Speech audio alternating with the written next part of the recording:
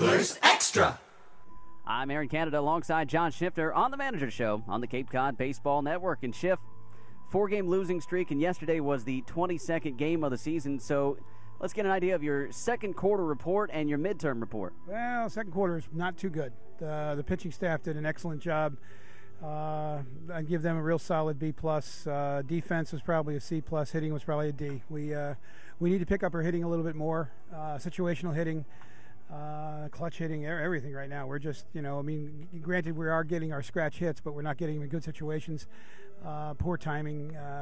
We got a bunch of few together, and kind of get going with that. So we'll see what happens. But first half, well, we asked them to be right around 500 at the halfway point of the season. That's right where we are. So we're right where we can be and should be, and we'll go from there. Do you feel like this is going to be consistent? We'll see some hot stretches and then fall off, or is it just one spark that can kind of push the team through the rest of the second half? Well, I think the team is good enough. I think the team has enough talent all throughout the lineup, whether it's offense, defense, or pitching, to go on a good long streak. Win 5, 6, 7 games in a row. And we've already said we also can feel what it's like to go 4 down. So everybody goes through those streaks. I mean, Harwich started off slowly. Now they've won a bunch of games. Katuitt started off slowly. Now they're winning. So it's we're hoping that we're hitting our lull spot and we're going to jump out there. And I truly think this team has a chance. I think that when everything gels, if it does, which you never can tell, but I think if it does gel, I think we'll be just fine because we do have a pretty talented group. You have experience in your 18 years as manager, and I'm assuming you've seen 4-game losing streaks and so on and so forth. And how do they turn themselves around? You keep positive. You keep positive with the kids. You make sure they stay positive with each other. They don't quit on themselves. They don't quit on their teammates. And, you battle through it. I mean, it's just, like I've been saying for several days, we've hit the ball in the nose a number of times just right at somebody. And, that's a quality at bat, but you don't feel good about it because it doesn't help the team at all. But I've seen it. Yeah, oh, God, I remember one streak we had. I think it was 1994. We lost 10 or 12 in a row and 7 by 1 run. And the kids at the end battled real hard. We actually were within 3 games of getting a playoff spot because we kicked it into gear at the late in the season. And we have a tendency to do that. I don't know why. Maybe it's because we're treated too well sometimes. The kids get a little spoiled around here, and maybe they get a little comfortable. But we have a tendency to come on late. And I think this team can do that. Like I said, I think it's a talented group of kids all the way around the lineup. So we'll see. Harwich has won 6 of their last 8, and they're now in sole possession of fourth place and just a couple of games behind this team in third place. Do you worry at all about standings? I imagine you don't pay much attention to them. That's the first I've heard of that. I have no idea about the standings. The idea is to win as many as you can. And the advantage is this year, obviously, that the top 4 teams make the playoffs. So you just, with that point, everybody's bunched up together. It's just a matter of winning, whenever you can.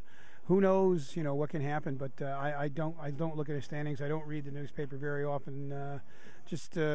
We play baseball. Try to play baseball the best we can, and that's what these guys have been doing. It's not like they're intentionally going out there and rolling over on a ground ball or popping up. It's not that. It's just it's a tough grind, and this is why this league is so important to these kids' development.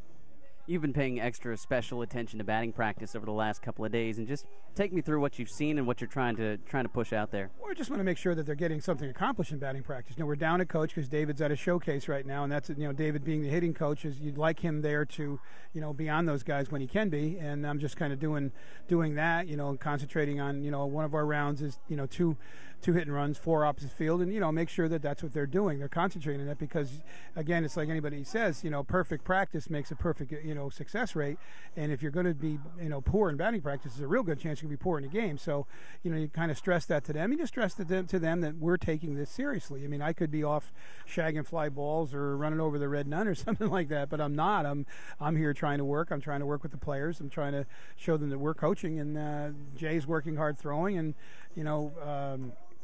Berto's down there in the cage working on things down the cage. Ryan's working with his pitchers, and that's the whole concept, to get these kids better, and we don't want them to think that we're down on them. We're going to work. Steven Perez is a very good player. We've talked about him at length quite a few times about being one of the top freshman prospects in the nation and being a former 18th round pick of the Cincinnati Reds, but last 3 games he's had 2 errors in each game. It happens. Guys make errors. That's part of baseball. I mean, you can't I don't think anybody's gone through too many errorless seasons in their career. So, and he's getting the higher percentage of baseballs. I think Steven's played a very good defense for us. It just so happens that lately, because the scores are so tight, the errors mean a lot more. Now, if we've won six of those 8 games or something like that, and he makes the same number of errors, we're not talking about this. It's just that the errors come up at a bad time. But now he's playing hard. He's just as disappointed as anybody, so he'll work his way out of it. There is a reason why he's here. Do you know anything about the lineup tonight? Do you know who they're throwing and how you'll set it? They're throwing a right-handed pitcher, and we're just going to shake things up a little bit. We're going to put Ricky at third base. Wesley's over at first. Riley's going to be at second. Joe's going to be at short, and Marty will be in left. Brian in center, and Peter in right field, and Jacob will be behind the plate. We've seen Rick over at third taking ground balls during BP, and we've talked about how he has the defensive skills to play the hot corner and the arm to throw it across. So this should be an interesting scenario to see him over there. Well, and the other thing is that Mark Ginther's down a little bit. He's got a little tendonitis in the elbow, and that's another plus that this is the Cape Cod League, and we've got 2 of the finest trainers in the league, and they both say that Mark's going to be fine, but he definitely needs some ice and stim and some rest, and that's why we have the large roster. We don't have to worry about digging into the minor leagues. We have our depth, and we have a number of people that can play that spot. We're giving Steven a night off at shortstop, and that's why Joe can play shortstop.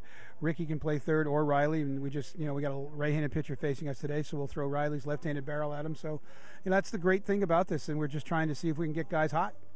And we've talked about the depth of this team, and Joe DiPinto, his first start as an angler, he was set to start at shortstop. Then you mentioned Mark Ginther down with a little bit of tendonitis. He had to get scratched. So DiPinto moves on over to third, and, surprise, surprise. I mean, it's the depth that really comes through for this team. Well, that's what we're hoping. That's why we set the team up the way we did, and that's what we're hoping is going to carry us through the rest of the season. We can keep these guys fresh, and so we can make a run. And this is the third quarter, which we will talk about after the game today. And this is the time of season to make a good run. Go 8-4 and see what happens. He's John Schiffner. I'm Aaron Canada. It's the Manager Show on the Cape Cod Baseball Network. Go Anglers!